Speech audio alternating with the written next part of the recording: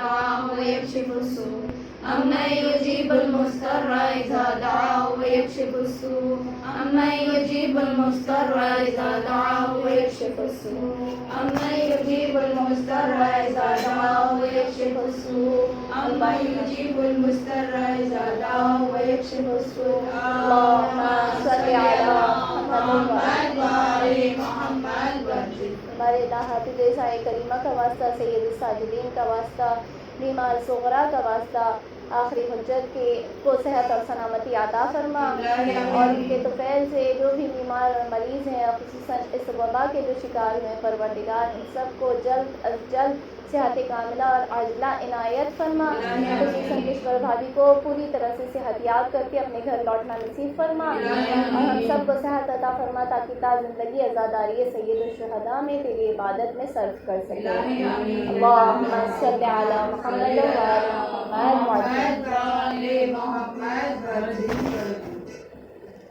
لا حول ولا قوة إلا بالله العلي العظيم حسبنا الله ونعم الوكيل نعم المولى ونعم النصير الحمد لله رب العالمين والصلاة والسلام على أشرف الأنبياء والمرسلين وخاتم النبيين وحبيبنا وحبيب إله العالمين أبي القاسم محمد اللهم صل على محمد وآل محمد وعلى آله الطيبين الطاهرين المعصومين المظلومين الغرر الميامين لا سيما بقية الله في الأرضين وحجته على الخلائق أجمعين سيدنا ومولانا وصاحب نعمتنا وولي عصرنا مهدي هذه الأمة وطاووس أهل الجنة الحجة بن الحسن العسكري فداه أرواح العالمين اللهم صل على محمد وآل محمد ولعنة الله على أعدائهم أجمعين من يوم عداوتهم إلى قيام يوم الدين. بسم الله الرحمن الرحيم. اللهم كن لوليك حجة ابن الحسن صلواتك عليه وعلى آله في هذه الساعة وفي كل ساعة وليا وحافظا وقائدا وناصرا ودليلا وعينا حتى تسكنه أرضك طوعا وتمتعه فيها طويلا. اللهم صل على محمد وآل محمد وسلم. صلى الله عليك يا أبا عبد الله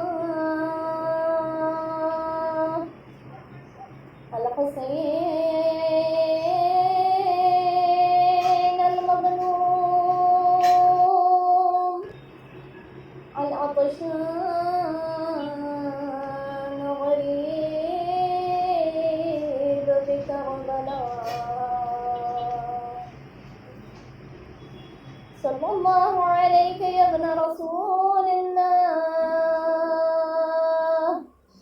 يا رحمة الله الواسعة يا باب نجاة الأمة ورحمة الله وبركاته.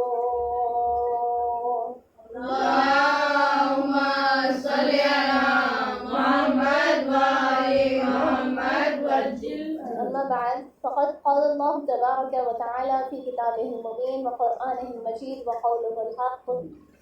بسم الله الرحمن الرحيم. ياسين والقرآن الحكيم إنك لمن المرسلين على صراط مستقيم. درود بھیجو. اللهم صل على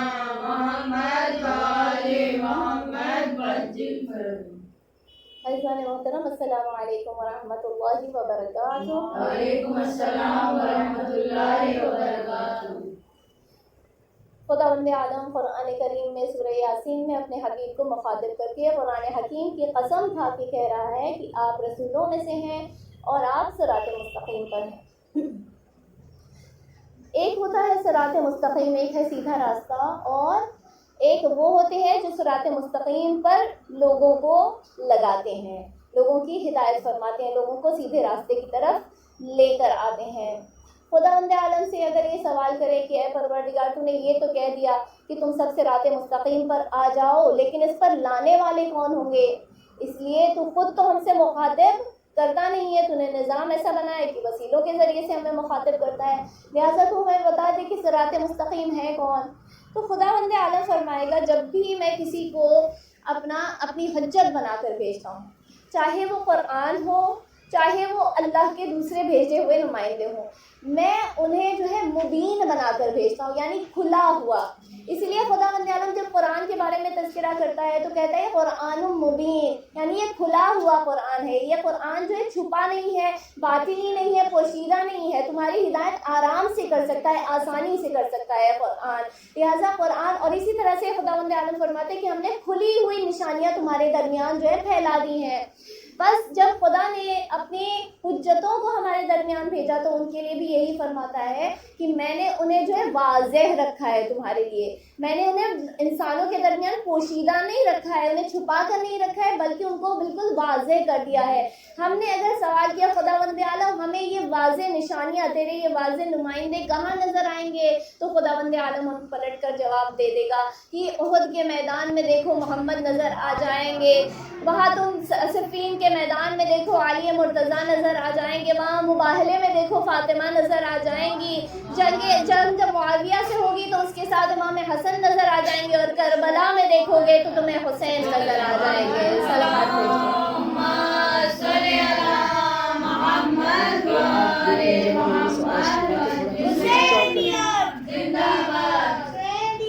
زندہ باد، یزیدیت مردہ باد، دشمنان اہل بیت پر لعنت، بے شمار لعنت، صلوات بر محمد، اللہم صلی علی محمد و آل محمد وعجل فرمود۔ خداوند عالم نے ہمارے لیے واضح نشانیاں رکھی ہیں۔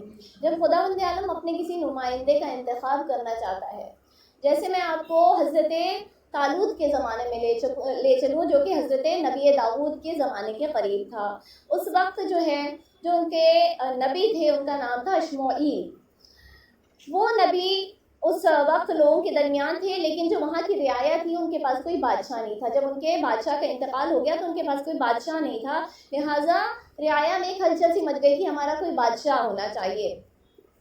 حضرت اشمعیل کو خداوند عالم نے جو ہے وحی کی اور ان کو فرمایا کہ میں تمہاری امت کے لیے حضرت طالوت کا انتخاب کرتا ہوں۔ جالوت اور طالوت کا واقعہ آپ نے مشہور ہے، سنا ہوا ہوگا، پڑھا ہوا ہوگا۔ تو حضرت طالوت کا انتخاب کرتا ہوں۔ جب ان کے نبی نے انہیں یہ خبر دی کہ حضرت طالوت کا انتخاب کیا گیا ہے تو لوگوں نے سوال کرنا شروع کیا گیا، حضرت طالوت کا انتخاب کیا گیا ہے، ان کے پاس تو مال و دولت بھی نہیں ہے، ایسے شخص کو کیسے ہم اپنا بادشاہ قبول کر سکتے ہیں؟ ہم اس طالوت سے زیادہ بہتر ہے کہ ہمیں جو ہے ایک بادشاہ بنا دیا جائے، ہمیں حکمراں بنا دیا جائے۔ مرتبہ خداوند عالم کی ندا آتی ہے، خداوند عالم جو ہے اپنے نبی کو مخاطب کر کے فرماتا ہے ان سے کہہ دو کہ اس کے پاس مال و دولت نہیں ہے، لیکن جس کا میں انتخاب کرتا ہوں وہ بہترین فرد ہوتا ہے۔ لہٰذا خداوند عالم فرماتا ہے ان اللہ اصطفاہ علیکم وزادہ بسطۃ فی العلم والجسم۔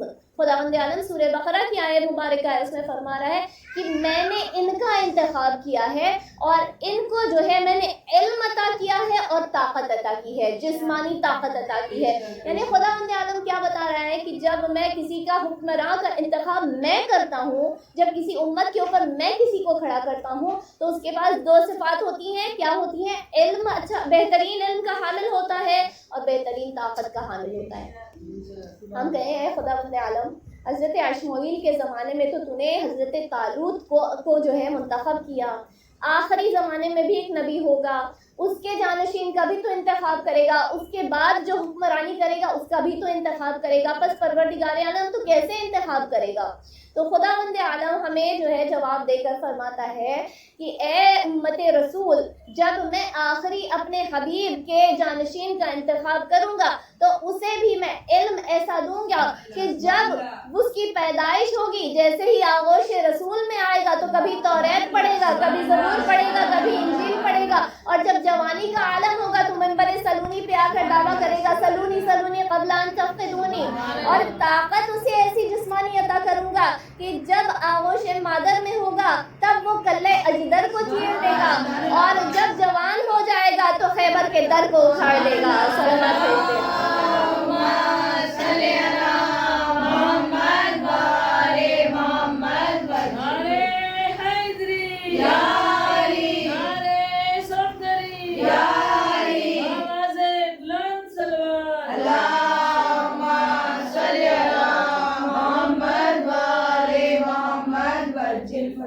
امیر المومنین کتنے شجاع، اور ان کی شجاعت کا وارث کون؟ امیر المومنین کے شجاعت کے وارث کو کہتے ہیں عباس۔ آج عباس سے، حضرت عباس سے آج یہ منسوب دن ہوا کرتا ہے، لہٰذا ان کے سلسلے میں چند فضائل آپ کے پیش نظر، آپ کے پیش خدمت۔ تو حضرت عباس امیر المومنین کے شجاعت کے وارث، جب رسول کی وفات ہو گئی تو رسول کی وفات کے بعد مولائے کائنات کے ایک چچا کا نام ہے عباس، جانتے ہیں حضرت ابو طالب کے اور بھائی جو تھے تو ایک ہیں عباس، جعفر ان کے بھائی، اور حضرت حمزہ ان کے بھائی، عباس ان کے بھائی۔ تو رسول کے ایک چچا یعنی امیر المومنین کے بھی چچا ہوئے، ان کا نام ہے عباس۔ جب انتقال ہو گیا رسول کا تو ایک روز یہ امیر المومنین کی یہ چچا جو ہیں وہ مسجد میں آتے ہیں جہاں پر رسول دیگر اصحاب کے ساتھ جہاں پر امیر المومنین دیگر اصحاب کے ساتھ تشریف فرما ہے۔ یہ آتے ہیں اور کہتے ہیں کہ اے میرے بھتیجے، میں آپ کا بھی چچا اور میں محمد کا بھی چچا، میں رسول اللہ کا بھی چچا رہا ہوں۔ تو امیر المومنین فرماتے ہیں بے شک اے چچا، آپ ہم دونوں کے چچا رہے ہیں۔ وہ کہتے ہیں کہ میراث میں رسول کی جو میراث تھی اس میں سے آپ کے پاس کچھ چیزیں آئی ہیں رسول اللہ کی، اس میں سے کیا آیا ہے آپ کے پاس میں؟ رسول کا عمامہ، رسول کی تلوار اور رسول کا گھوڑا، یہ آپ کے حوالے ہو گئے ہیں، یہ آپ کو وصیت میں جو ہے رسول نے آپ کے حوالے کر دیا، یہ میراث میں آپ کو مل گئے ہیں کیونکہ آپ جانشین رسول ہیں، لہٰذا آپ کے پاس آ گئے ہیں۔ امیر المومنین فرماتے ہیں بے شک ایسا ہی ہے۔ پھر کہتے ہیں کہ میں چاہتا ہوں کہ میں آپ کا چچا ہوں تو آپ اس میں سے کوئی ایک میراث مجھے دے دیں، میرے حوالے کر دیں۔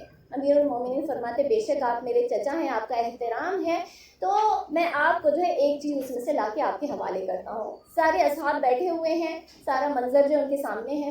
امیر المومنین جاتے ہیں گھر سے جو ہے عمامہ لے کر آتے ہیں، عمامہ لے کر آتے ہیں اور اپنے چچا سے کہتے ہیں کہ میں یہ عمامہ آپ کے حوالے کرتا ہوں، اور اس عمامے کو اپنے چچا کے سر پر لا کر رکھتے ہیں، کہتے ہیں میں نے یہ عمامہ آپ کو دیا، آپ اسے لے کر جا سکتے ہیں۔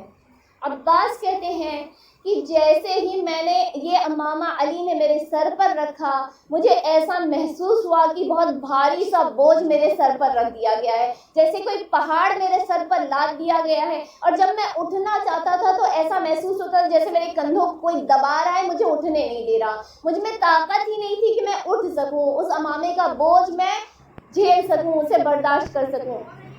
وہ کہتے ہیں کہ یا علی یہ عمامہ مجھ سے نہیں اٹھایا جاتا، آپ اسے واپس لے لیں۔ امیر المومنین فرماتے ٹھیک ہے چچا، میں آپ کو تلوار لا کے دے دیتا ہوں۔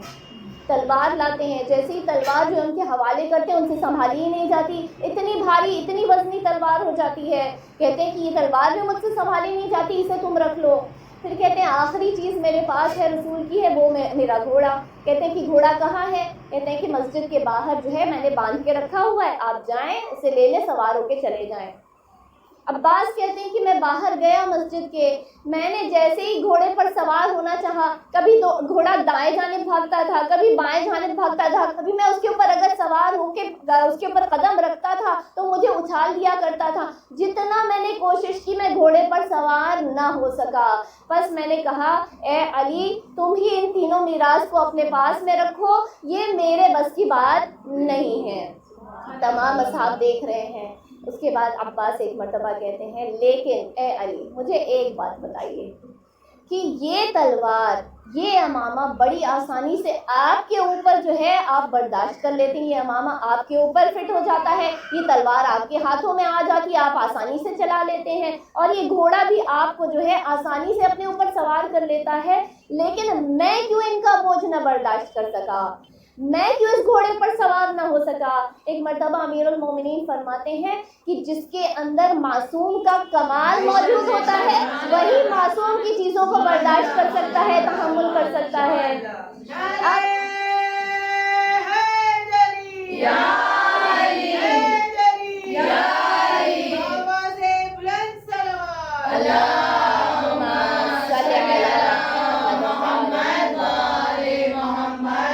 اب ذرا میرے ساتھ چلیے جنگ صفین میں۔ جنگ صفین میں کیا ہو رہا ہے؟ مولا کائنات حضرت عباس کو گھوڑے پر سوار کر کے، وہی گھوڑا جس پر وہ سوار ہوا کرتے تھے، وہی تلوار جو وہ اٹھایا کرتے تھے، وہی امامہ حضرت عباس کے سر پر رکھا۔ یا مولا مشکل کشا یہ کیا بات ہوئی؟ حضرت عباس تو 14 معصومین میں نہیں، آپ نے کہا تھا کہ جس کے اندر معصوم کا کمال ہوتا ہے وہی برداشت کر سکتا ہے۔ یہ 13 سال کا بچہ ہے، حضرت عباس 13 سال کی سن ہے ان کی اس وقت میں، اور انہوں نے امامہ بھی برداشت کر لیا، انہوں نے آپ کی تلوار بھی پکڑ لی تھی، ایسے لہراتے تھے کہ دشمن کہتا تھا کہ خود علی نقاب ڈال کے آ گئے ہیں، اور آپ کے گھوڑے پر بھی سوار ہو گئے، یہ کیا ماجرا ہے؟ تو بعید نہیں کہ مولا کی آواز آئے۔ یہی تو میں تمہیں سمجھانا چاہ رہا ہوں کہ جو میرے شجاعت کا وارث ہے وہ میرا یہ بیٹا عباس، جو محمد کا وارث ہے وہ علی کہلاتا ہے، اور جو علی کا وارث ہے وہ حضرت عباس کہلاتے ہیں۔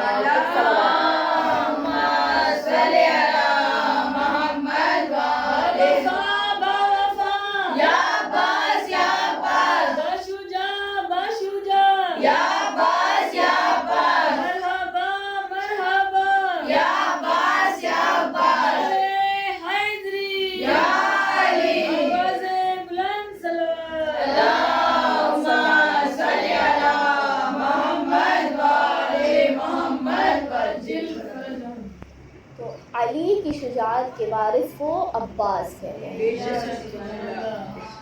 تمام بنو ہاشم پر ذرا ہم نظر کریں تو ایک سے ایک جو ہے ہاشمی خاندان ہے، سب کے سب جو ہے خوبصورت نظر آتے ہیں، کتنے خوبصورت ہر فرد بنو ہاشم کا۔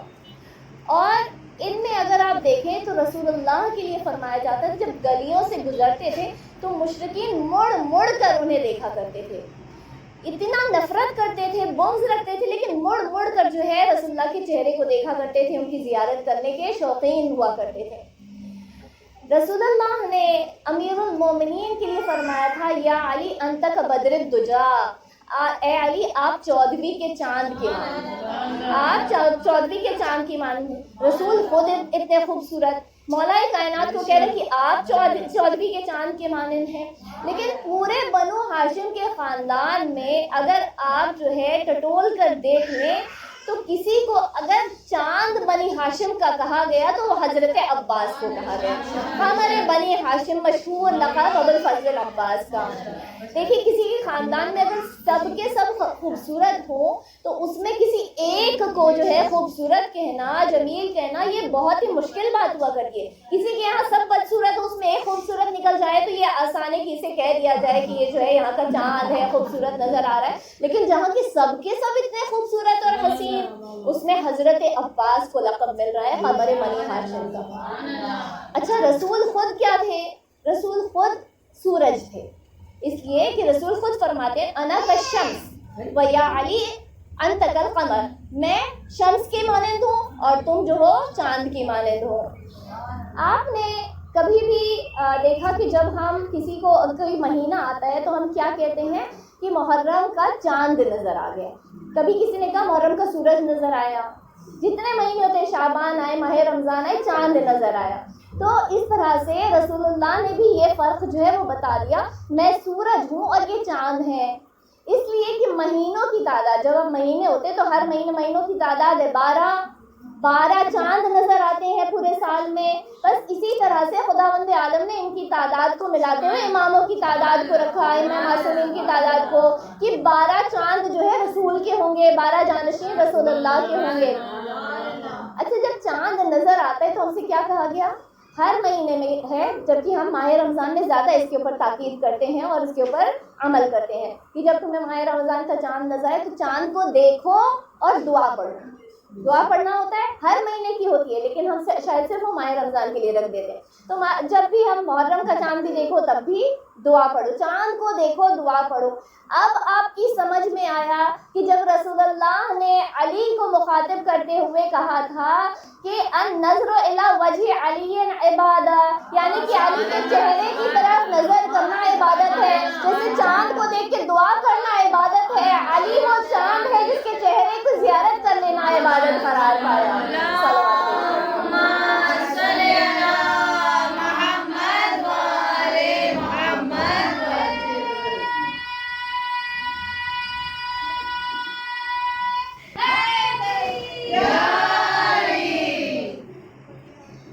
اب عزیزوں، حضرت عباس وہ چاند ہے جسے قمر بنی حاصل کرنا ہے. اور کس کی اولاد ہے حضرت عباس؟ ام البنین. یہ بیوی وہ ہیں جو ایسے کردار کی حاملہ تھی کہ جب خاندان اہل بیت میں قدم رکھا تھا اور امیر المومنین نے انہیں فاطمہ کر کے بلایا تھا، نام تھا فاطمہ، ام البنین تو لقب بنا، نام تھا فاطمہ. تو امیر المومنین نے فاطمہ کہہ کر جب پکارا تھا تو انہوں نے فوراً جو ہے معذرت کی کہ یا امیر المومنین، مجھے کبھی فاطمہ کہہ کر نہ پکاریے گا، اس لیے کہ جب آپ مجھے فاطمہ کہہ کر پکارتے ہیں تو یہ جو آپ کی اولاد ہے، جو میرے شہزادے ہیں، حسن و حسین ہیں، ام کلثوم ہے، زینب ہے، انہیں اپنی ماں یاد آ جاتی ہے. بس آپ مجھے ام البنین کہہ کر پکاریے گا. اور کبھی انہوں نے اس بات کی اجازت نہ دی کہ انہیں فاطمہ کہہ کر پکارا جائے، اس لیے کہ میں ان کی غلام ہوں، میں ان کی کنیز ہوں، میں ان کو ریپلیس کرنے کے لیے یہاں نہیں آئی، میں ان کے بدلے میں یہاں نہیں. تو جناب ام البنین نے کس خوبصورت انداز میں جو ہے حضرت عباس اور اپنے باقی فرزندوں کی تربیت کی، اتنی بہترین تربیت. جب مولائے کائنات حضرت عقیل کے پاس آئے تھے اور انہوں نے گزارش کی تھی کہ مجھے کوئی بہادر خاندان دکھانا تاکہ میں اس بہادر خاندان کی بیٹی سے نکاح کر سکوں. اچھا، مولا نے جملہ بھی کیا کہا تھا؟ یہ نہیں کہا کہ مجھے بہادر بیٹی دکھانا، بہادر خاتون دکھانا کہ میں اس سے نکاح کر سکوں. کیوں نہیں کہا تھا ایسے؟ بہادر خاندان کا تذکرہ کیوں کیا؟ کیونکہ دیکھیے، بہادر بیٹیاں، جو بہادر بیٹی وہ ہوتی ہے جس کو اگر بہادری کا اگر آپ کو اندازہ لگانا ہو تو بہادری کا اندازہ کیسے لگائے کہ میدان میں اتر کر جو ہے بہادری کی جنگ، دلیری کی جنگ کرے. تو میدان میں جو آ جانے والی بیٹی ہوتی ہے اسے بہادر نہیں کہا جاتا، اسے مخالف کہا جاتا ہے، اسے اللہ کا مخالف کہا جاتا ہے. لہٰذا امیر المومنین نے یہ نہیں کہا تھا. اور جو آتی بھی ہے میدانوں میں، جو بہادر بیٹیاں کہلاتی کہ بڑی بہادر بیٹی تھی کہ میدان میں آ گئی مولائے کائنات کے خلاف، تو وہ ان کی بیٹیاں ہوتی ہیں جن کے باپ کمزور ہوا کرتے ہیں، جن کے اپنے باپ فرار کرنے والے ہوا کرتے ہیں.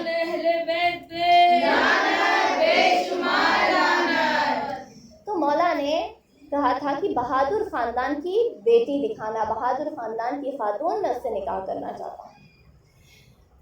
حضرت عقیل نے جو ہے جناب پورے کلابیہ خاندان کا تذکرہ کیا. کلابیہ نام کا قبیلہ تھا جہاں کی فاطمہ بنت حزام، باپ کا نام تھا حزام، اور کلابیہ وہ قبیلہ جس سے تعلق رکھتے تھے. حضرت عقیل نے بتایا، حزام کا تذکرہ کیا اور حزام کی بیٹی فاطمہ سے امیر المومنین کا نکاح ہو گیا. خاتون کی بہادری دیکھنا ہے تو حضرت ام البنین کو دیکھیں جس نے ایسے بہادر بیٹے پیدا کیے کہ ہر ایک نے اپنے آپ کو حسین پر فدا کر دیا. 4 بیٹے ام البنین کے چاروں میدان کربلا میں اپنے آپ کو انہوں نے حضرت سید الشہداء پر قربان کر دیا. تو فاطمہ بنت حزام الکلابیہ، ان کی فضیلت کیا ہے؟ ان کی فضیلت صرف یہ نہیں ہے کہ 4 بیٹے جو ہے امام حسین پر شہید ہوئے، ایک بیٹی بھی تھی ان کی، اور بیٹی کا نام تھا رقیہ. رقیہ کون؟ آپ سنتے ہیں جب حضرت مسلم ابن عقیل کی زوجہ کا نام ہے رقیہ. حضرت مسلم ابن عقیل کی زوجہ کا نام ہے رقیہ. بیٹی، ان کی بیٹی کا نام ہے حمیدہ. تو ہمارے درمیان کچھ ناموں میں فرق ہو جاتا ہے، لیکن آپ جان لیں کہ جناب ام المؤمنین کی ایک بیٹی تھی رقیہ. تو صرف بیٹے ہی امام حسین پر قربان نہیں ہوئے، داماد بھی امام حسین پر قربان ہو گیا. داماد کے چاروں بیٹے بھی امام حسین پر قربان ہو گئے. 4 بیٹے تھے حضرت مسلم ابن عقیل کے، 2 کو آپ جانتی ہیں کہ 2 جو ہے حضرت مسلم ابن عقیل کی شہادت کے بعد میں جو ہے وہ وہاں سے دوڑتے دوڑتے جو ہے اور بیچ میں راستے میں ان کا قتل کیا گیا.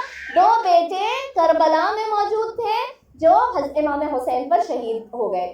تو یہاں پر جو ہے 4 بیٹے اور 1 داماد، یہ سب کے سب جو ہے راہ خدا میں شہید ہو گئے. ایسی فضیلت جنت کی جو 4 خواتین ہیں انہیں بھی نہیں حاصل ہوئی. یہ خاص فضیلت ہے حضرت ام المؤمنین کی. تو جناب ام المؤمنین جو ہیں انہوں نے اپنے بیٹے حضرت عباس کو ایسے پروان چڑھایا امام حسین کی راہ میں کہ جب وقت آیا کربلا کا تو اس وقت امام حسین نے ان کے حوالے علم کو کیا. علم بردار کون امام حسین کا؟ حضرت ابوالفضل عباس. اچھا، رسول اللہ نے اپنے زمانے میں جو ہے کبھی حضرت حمزہ کو علم دیا تھا، اور جب حضرت حمزہ نہ رہے تو اس کے بعد مولا مشکل کشا کو علم دیا تھا. تو علم بردار تو بہت رہے ہیں، لیکن جو مشہور ہوئے وہ حضرت عباس، جنہوں نے 1 مرتبہ کربلا میں علم کو اٹھایا، لیکن اس 1 مرتبہ کے اٹھانے کی بدولت جو ہے ہمیشہ کے لیے علم بردار نام سے لقب سے مشہور ہو گئے. لیکن صرف علم بردار تھے نہیں، وفادار بھی تھے. ہم سوال کریں گے کہ آخر انہیں وفادار بنایا کس نے؟ تو ام البنین جو ہے بڑھ کے یہ کہیں گی کہ میں نے عباس کو وفادار بنایا. ہم سوال کریں گے بی بی جنگ کے میدان میں جانا تھا حضرت عباس کو، علم بردار ہونا کافی تھا، اس لیے جنگ کے میدان میں اگر رسول اللہ یا مولا کائنات جو بھی حجت ہے خدا کی وہ کسی کے ہاتھ میں علم دے دے تو اس کا کام کیا ہے کہ وہ علم لے کر جائے جنگ کے میدان میں جو ہے لڑائی کرے، جنگ کرے، جہاد کرے اس کی طرف سے. تو بی بی کہیں گی کہ نہیں، وفادار بنانا بھی ضروری ہے، صرف علم بردار ہونا ضروری نہیں. بی بی کہیں گی کہ تم نے جو ہے جنگ خیبر میں نہیں دیکھا 40 روز یہ جنگ جو ہے چلتی رہی، 39 دن ہو گئے 39 ڈیز 39 دن ہو گئے. روز بروز رسول کسی کے ہاتھ میں علم دے کر بھیجتے، وہ وہاں جاتا اور علم کو پھینک کر فرار ہو کے واپس چلا آتا. جب 40واں روز آیا تو رسول اللہ نے علی کے حوالے علم کو کیا اور کہا کہ میں اس کو علم دوں گا جو کہ کرار ہے، جو غیر فرار ہے، جو میرا وفادار ہے. حضرت علی کے ہاتھ میں علم کو کیا. حضرت علی علم گئے، در خیبر کو اکھاڑا، در خیبر کو کھولا، داخل ہوئے، فتح ہوئی. بس اب ام البنین یہ بڑھ کے کہیں گی کہ دیکھ لو کہ مولائے کائنات وہ تھے جو نہ صرف علم بردار تھے بلکہ رسول کے وفادار تھے. بس میں نے حضرت عباس کو اس طرح سے ڈھالا، اس طرح سے ان کے کردار کو ابھارا کہ جب کربلا کی جنگ ہوئی تو نہ صرف علم بردار بن کے گئے بلکہ ایسے وفادار بنے کہ ان کا لاشا تک خیموں میں واپس نہیں آیا. ان کا لاشا تک امام حسین خیموں میں واپس نہیں لائے. ایک صلوات بھیجتے ہیں محمد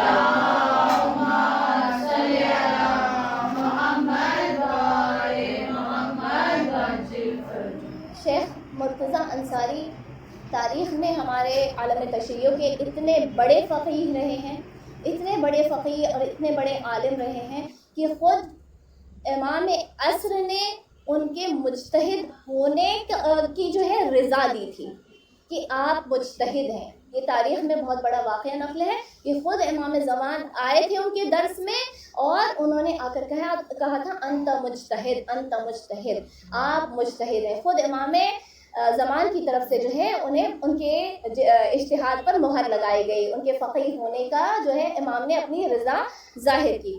تو یہ کہتے ہیں کہ ایک مرتبہ ایک شخص جو ہے ان کے پاس سوال لے کر آتا ہے کہ اے شیخ میرے عقیدے میں جو ہے مجھے میرا عقیدہ سنبھل نہیں پا رہا. تو شیخ کہتے ہیں کہ اے شخص کیا بات ہے؟ کہ میں جب کربلا گیا تو میں امام حسین کی ذریعہ مبارک پر گیا اور جب ان کے پاس میں گیا تو میں نے دعا کی، ان کے ذریعہ مبارک پر دعا کی. یہ تاریخوں میں یہ روایتوں میں ہے کہ جو بھی دعا وہاں کی جاتی ہے قبول ہو جاتی ہے. کہتا ہے کہ میں نے پہلے روز دعا کی, میری دعا قبول نہیں ہوئی. میں نے دوسرے روز دعا کی, تب بھی دعا قبول نہیں ہوئی. تیسرے روز دعا کی, اب بھی دعا قبول نہیں ہوئی. کہتے ہیں لیکن جب میں ابوالفضل عباس کے ذریعے مبارک پر گیا, میں نے وہی دعا ان کے ذریعے مبارک پر کی اور میری دعا قبول ہو گئی. اب میرے عقیدے میں مجھے شک ہو رہا ہے. کیا شک ہونے لگا؟ کہیں ابوالفضل عباس کا مرتبہ امام حسین سے بلند تو نہیں. تو کہتا ہے کہ مجھے شک ہو رہا ہے. تو شیخ مرتضیٰ انصاری کہتے ہیں کہ اے شخص, تو نے رسول اللہ کی اس حدیث پر غور نہیں کیا کہ انہوں نے فرمایا تھا انا مدینۃ العلم وعلی بابھا. تو کہتا ہے کہ میں جانتا ہوں, سمجھتا ہوں اس حدیث کو, لیکن آپ مجھے کیا سمجھانا چاہ رہے ہیں؟ تو شیخ کہتے ہیں کہ اس واقعے کو یاد کر جب ایک مرتبہ مسجد میں جو ہے تمام اصحاب جمع تھے, مولائے کائنات جمع تھے, ایک فرشتہ جو ہے سائل کی شکل میں وہاں وارد ہوا اور سوال کرنے لگا کہ اللہ کے نام پر مجھے کچھ دے دے, اللہ کے نام پر مجھے کوئی اللہ کا ماننے والا, کوئی مسلمان مجھے کچھ دے دے. تمام اصحاب جو ہے سن رہے تھے اس ندا کو, نماز کی حالت میں, دیگر کچھ اور کام کر رہے تھے, مصروف تھے, مسجد میں بیٹھے ہوئے تھے, لیکن کسی نے کچھ بڑھ کے اس سائل کو نہ دیا. ایک مرتبہ مولائے کائنات کے لیے مشہور ہے کہ انہوں نے اپنا ہاتھ بڑھایا, اس میں ایک انگوٹھی تھی, اس سائل نے اس انگوٹھی کو نکال دیا. لیکن تاریخ بتاتی ہے مولائے کائنات نے ہاتھ کب بڑھایا تھا؟ مرتبہ جب کسی نے کچھ نہ دیا تو سائل یہ خداوند عالم کی بارگاہ میں ہاتھ بلند کر کے کہنے لگا, اے پروردگار تو گواہ رہنا کہ میں تیرے گھر پر آیا اور تیرے گھر سے مجھے کسی نے کچھ عطا نہ کیا. جب سائل نے یہ جملہ کہا, جب اللہ کے گھر کی عزت کی بات آئی, تو مولائے کائنات نے اپنے ہاتھ کو بڑھایا, اپنی انگوٹھی دی, سائل نے انگوٹھی لی, وہ چلا گیا. اب شیخ فرماتے ہیں کہ تو نے یہ سنا ہے کہ رسول اللہ نے فرمایا انا مدینۃ العلم, میں علم کا شہر ہوں, علی اس کا دروازہ ہے. بس جب اس نے سوال کرنا کس سے چاہتا تھا, وہ رسول سے سوال کرنا چاہتا تھا, آیا تھا رسول سے سوال کرنے کے لیے, دیا کس نے؟ علی مرتضیٰ نے دیا. تو اب یہ کہتا ہے اب تو میں اور کنفیوزڈ ہو گیا, جب رسول سے سوال کر رہا تھا تو علی نے کیوں دیا؟ تو شیخ کہتے ہیں یہی تو میں تجھے سمجھانا چاہ رہا ہوں. جب شہر کے پاس کوئی آتا ہے اور اس کا دروازہ علی ہوتے ہیں تو کوئی جو ہے سائل کو اندر داخل نہیں کرتا. جب کسی کے گھر پر آتا ہے تو کوئی سائل کو اندر داخل نہیں کرتا, بلکہ دروازے پر آ کر اسے دے دیا کرتا ہے. یہاں رسول سے سوال کیا تھا, رسول نے کہا کہ علی دروازہ ہے, علی کے ہاتھوں سے دے دیا. بس اب تو نے امام حسین کو نہیں دیکھا کہ امام حسین نے کہا کہ عباس باب الحسین ہے, عباس حسین کا در ہے. بس تو نے جب حسین سے سوال کیا تو حسین نے دیا, لیکن عباس کے ذریعے سے تجھے آزاد کیا. صلوات بھیج دیں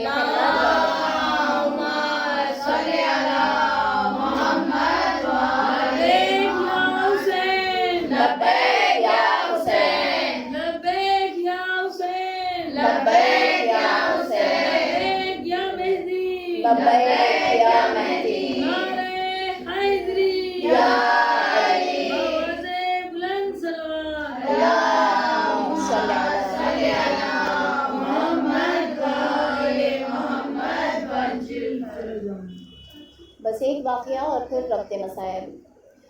حضرت خوئی علیہ الرحمہ ہم سب جانتے ہیں کہ عالم دین تھے اور بہت بڑے فقیہ. ان کے بعد جو ہے سید سستانی مشہور ہوئے. حضرت خوئی تھے پہلے. جب ان کا انتقال ہوا تو ایک اور عالم دین تھے جن کا نام تھا عراقی, ملا عراقی, اور کئی لوگوں نے ان کی تقلید حضرت خوئی کے بعد ان کی تقلید کی. یہ ایک واقعہ نقل کرتے ہیں ایک دوسرے آیت اللہ سے جس کا نام تھا مرزا محمد حسن شیرازی. یہ واقعہ نقل کرتے ہیں, یہ مرزا کہہ رہے ہیں کہ ایک مرتبہ میں نے سفر کربلا طے کیا, اور جب میں نے کربلا کا سفر طے کیا تو درمیان میں ایک گاؤں سے گزرا. وہاں پر سب کے سب اہل بیت کے چاہنے والے تھے, سب کے سب اہل بیت کے چاہنے والے تھے. اور جب میں وہاں سے گزر رہا تھا تو سب کے سب اپنے گھروں سے نکل آئے اور چاہتے تھے کہ میں کچھ دیر ہر ایک کے گھر پر ٹھہر جاؤں.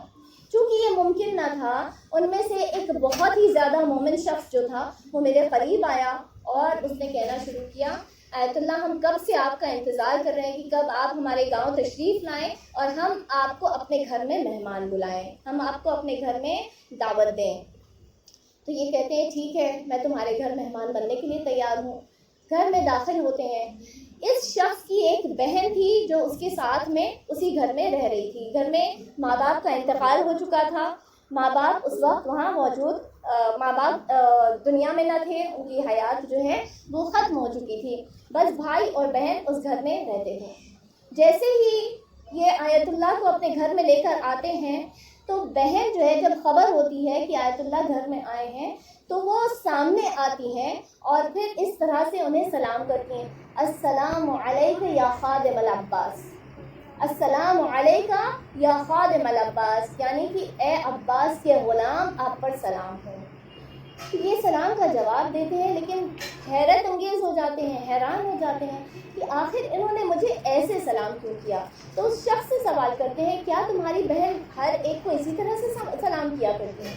وہ کہتے ہیں نہیں، یہ آپ کے لیے خاص ہے، یہ آپ کے لیے خاص انہوں نے اس طرح سے آپ کو خادم کہا ہے حضرت عباس کا، کیا اس کی کوئی وجہ ہے، کوئی سبب ہے؟ کہتے ہیں کہ ہاں۔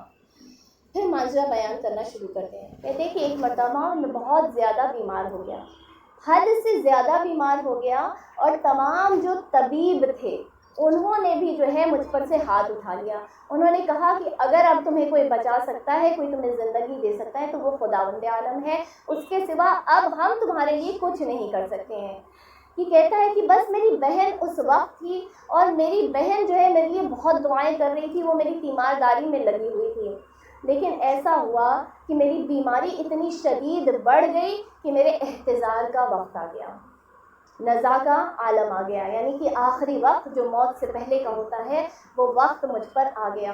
میری بہن بہت زیادہ گریہ کناں ہو گئی، بہت زیادہ دعائیں کرنے لگی، پروردگار سے دعا کر کے کہتی تھی اے پروردگار، اے معبود، میرے بھائی کے سوا کوئی ہے نہیں میرا اس دنیا میں، والدین نہیں رہے، میں کس کے سہارے جیوں گی، کس کے سہارے اپنی زندگی کو کاٹوں گی۔ پھر کہتا ہے کہ اس وقت جو ہے میری بہن نے چادر اوڑھی اور گھر سے سامنے ایک ٹیلا تھا، اس ٹیلے پر جا کر کھڑی ہو گئی، ایک مرتبہ کربلا کا رخ کیا، کربلا کا رخ کرنے کے بعد سلام کیا مولا کو، السلام علیک یا ابا عبداللہ۔ اس کے بعد کہتی ہے کہ سلام رخ کیا حضرت عباس کی ذریعہ مبارک کی جانب، کہا السلام علیک یا ابا الفضل العباس، اور اس کے بعد وہیں کھڑے ہو کر جو ہے دعا کرنے لگی، مولا میرا ایک ہی تو بھائی ہے، چاہنے والے والدین نہ رہے، میں کس کے سہارے اپنی زندگی گزاروں گی، مولا میرا بھائی اس دنیا سے جا رہا ہے، مولا میں آپ سے درخواست کر رہی ہوں، مولا آپ سے گزارش کر رہی ہوں میرے بھائی کی زندگی اور صحت اسے لوٹا دے،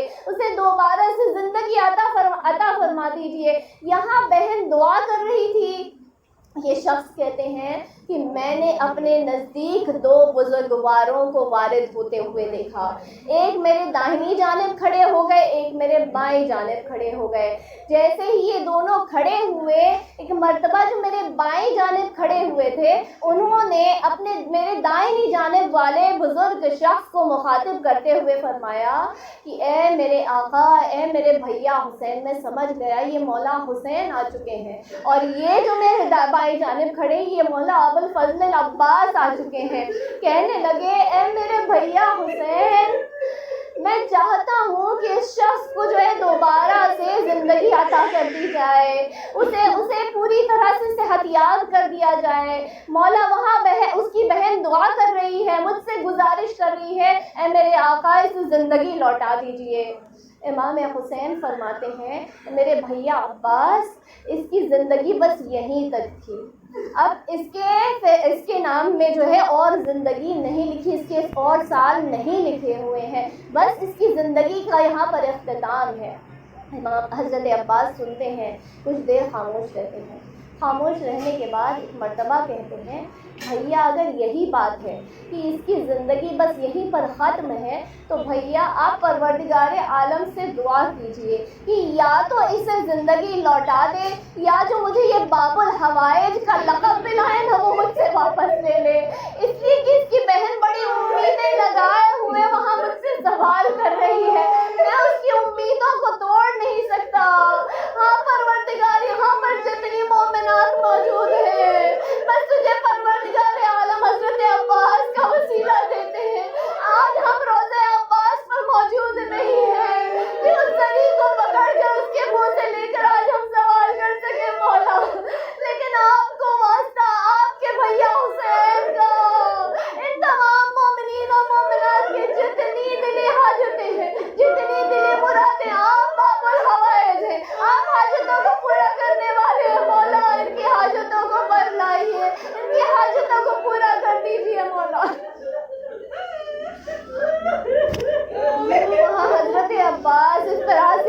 بھائی سے التجا کر رہے ہیں، اپنے آقا سے التجا کر رہے ہیں۔ ایک مرتبہ امام حسین دعا گو ہوتے ہیں، دعا گو ہونے کے بعد ایک مرتبہ حضرت عباس سے مخاطب ہو کر کہتے ہیں اے میرے بھیا، پروردگار نے آپ کی دعا کو قبول کیا، اس نے صرف اس شخص کو اور زندگی نہیں عطا فرمائی لیکن اسے مکمل صحت بھی عطا فرمائی۔ اے پروردگار، آج جو بیمار ہے، جو مریض ہے، جو کووڈ کے شکار ہے، پروردگار انہیں پوری طرح سے صحت کاملہ اور عاجلہ عنایت فرما پروردگار، خصوصاً جتنے علماء دین ہیں، جتنے ذاکر دین ہیں، جتنے مومنین اور مومنات ہیں، انہیں اس بیماری سے شفا عطا فرما۔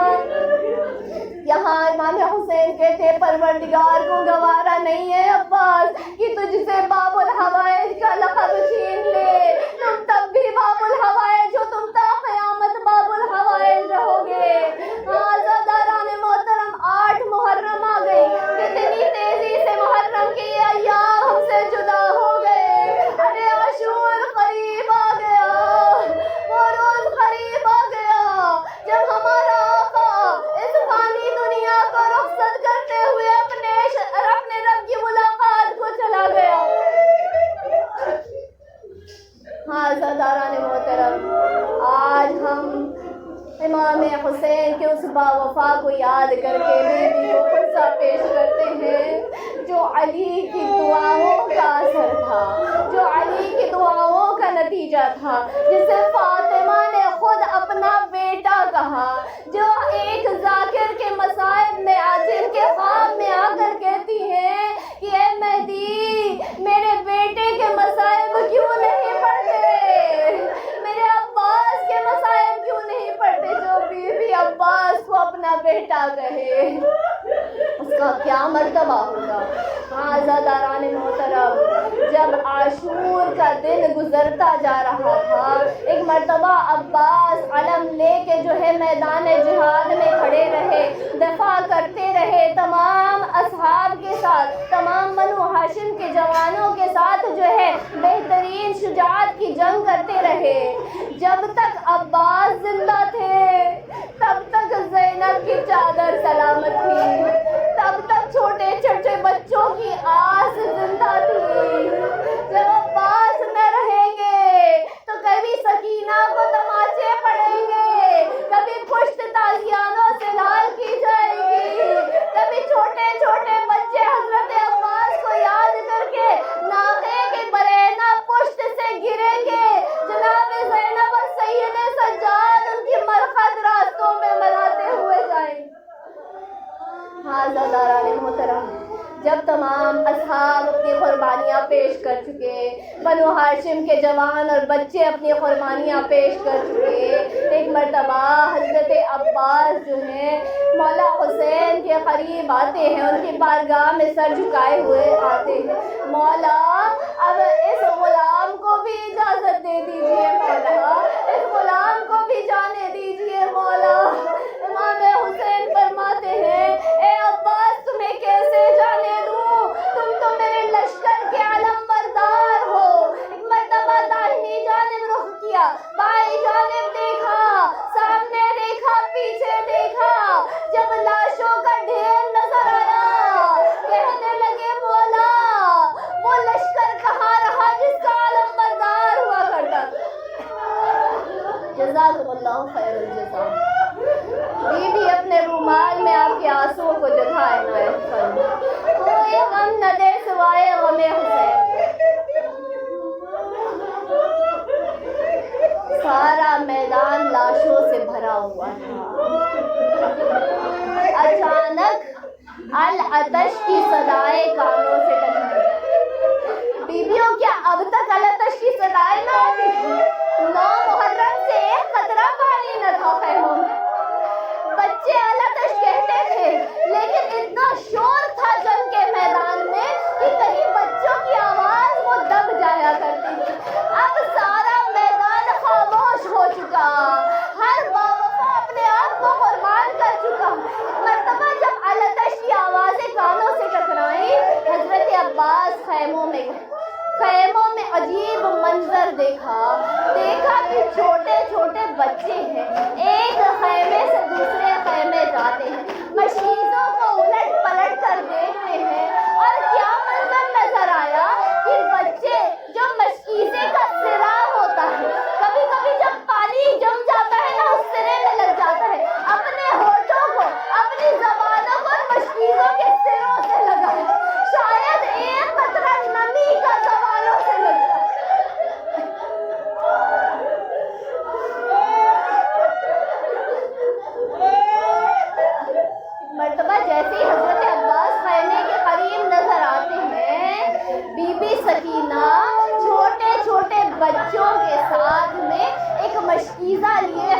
عباس کے پاس آتی ہے۔